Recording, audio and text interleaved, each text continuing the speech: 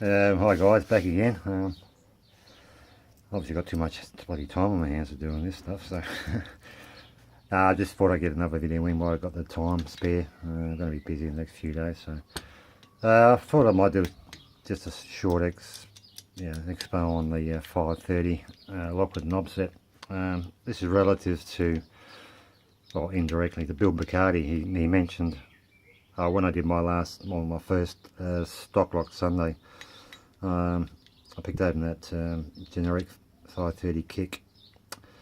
I thought it might be of interest to Bill, what that kick, what it goes into, what lock set.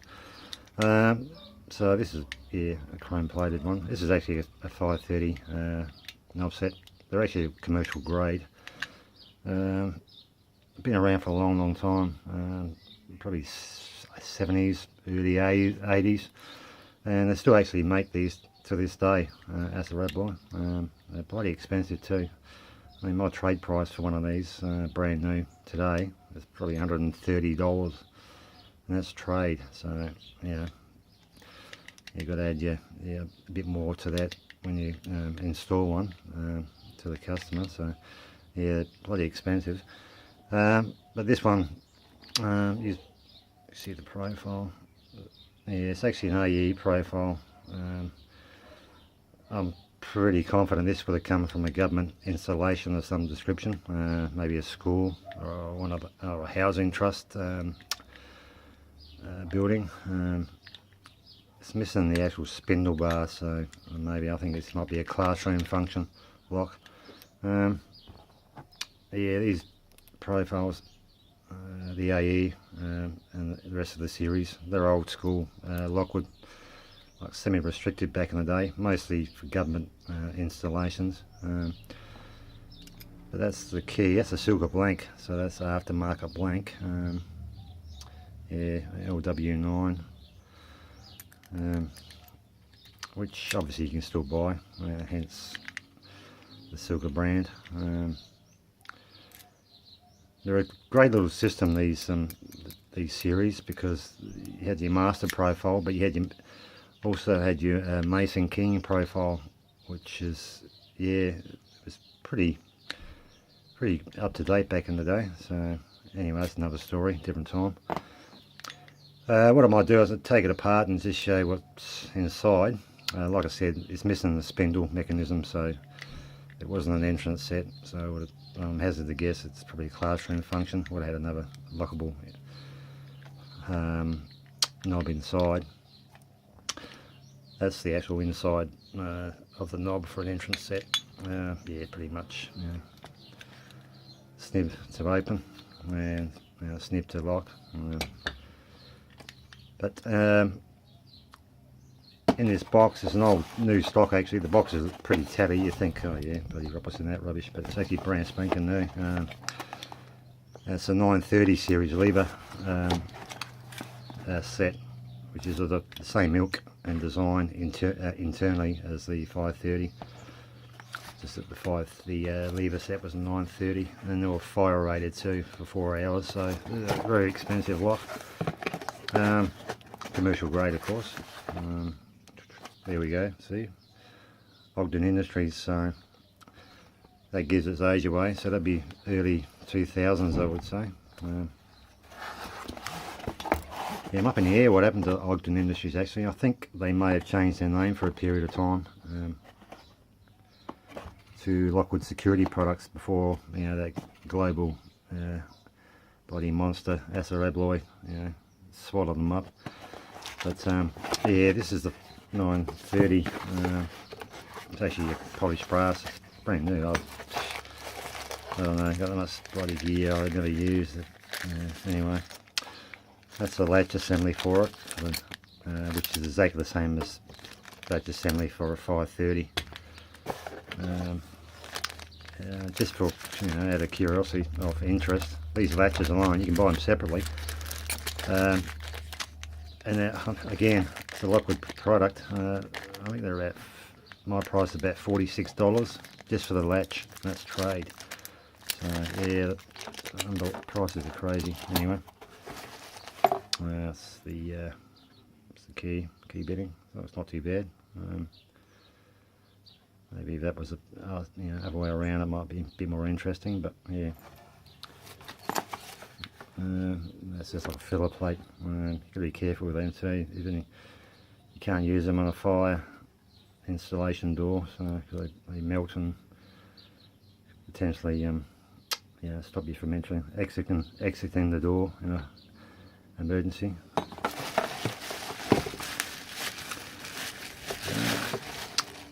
Yeah, it's obviously that outer ring goes over that. Yeah, you can't appreciate the weight. They've got a lot of weight in them, and it's just beautiful, smooth, as you would expect for a brand new lock. Yeah, a little indication to verify the age is actually the circlip on the back. In the latest ones up until Ogden Industries were taken over, they used a large circlip, but previous to that they used like a copper type ring, a pretty really flexible ring, as a way to maintain the lock integrity. But yeah, so that's how you can tell the difference of the age. It's the more latest version of it before they Boyd took over. But this would have been back from day one up until probably the late 90s, 2000, until they changed that clip design.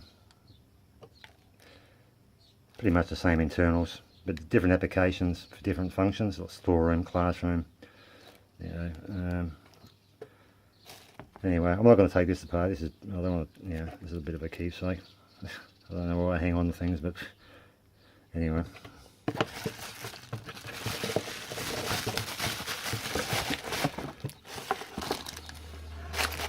Yeah, so that's a 930.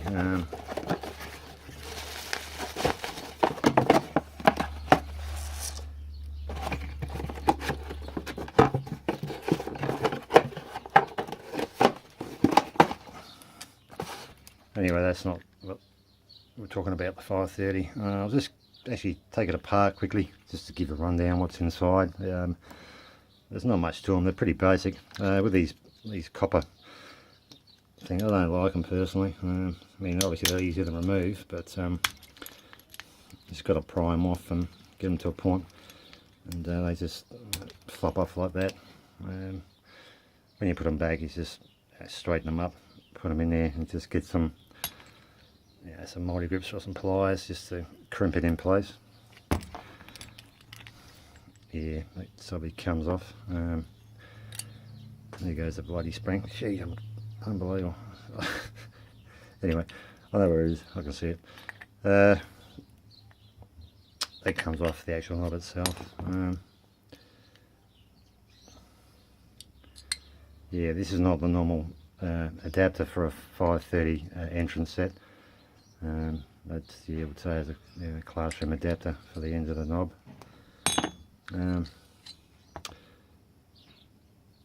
Yeah, that's a little disc that sort of covers up the keyway. It comes off, obviously. Anyway, that's basically the 530 kick cylinder. That's not much to it. That's the clone I picked last week. This is the genuine Lockwood one, obviously. But yeah, that's the 530 knob set. Well, for this application anyway, they do vary in applications depending on what function they were used for. But yeah, so that's about it on that one. I'm not going to put it back now. I'll do that later on. No big deal. I thought I'd do that. Just might do a Lockwood gutting of a old school Lockwood product from time to time. Different products. Thought I'll start with the 530, and yeah, got some old deadbolts, high security deadbolts back in the day. I'll explain them too. the bloody damn the weight in that is unbelievable. They got a lot of little security features too. But the problem with them though, once they're in the door, you couldn't retrofit a modern deadbolt into that spot. And I'll explain later because it's an offset latch bolt. So yeah, but that's another time. Just before I go, I don't know, I might have to do a feature every now and again, but you know, a bargains. I went past Paramount Browns today. If you don't live in Adelaide, you're probably not familiar who they are, but they're a big salvage yard and they sell a lot of old new stock. I went in there to have a browse, and I saw these on the shelf in the budget section. You know, I mean $2.50. I mean, crikey, I don't know how to make them for that price, but you know, I just can't help myself. I see something's cheap. I've got to grab it. Probably never use it, but I bought it anyway. As you can see, yeah, made in China. You got to wonder how they can produce these for that price. I mean, Paramount Browns wouldn't be selling. Paramount Browns would be getting their cut as well. And plus, the distributor, they get their cut. So some factory in China is probably selling these wholesale for probably 80 cents. You know, but yeah, like I said, I couldn't help myself. The price is right. I grab it. I actually grabbed 2 sets. Yeah, the metric and the imperial. So yeah, never know. Yeah. I might chuck them in a package one day, just to make up the volume, so to speak. Anyway, that's enough for now. Yeah, so I thought I'd just do that quick video on the 530 knob set, just for to help Bill, not help him, but give him some background on this knob set, because he wouldn't be familiar with that design in America. So that's it for now. Until the next one, I'll call it quits and I'll catch you later. Cheers, mate.